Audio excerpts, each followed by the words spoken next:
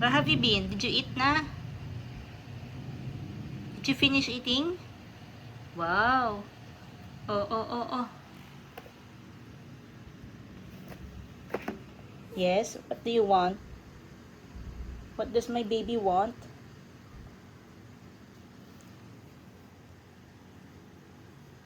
Wow, you have muscles.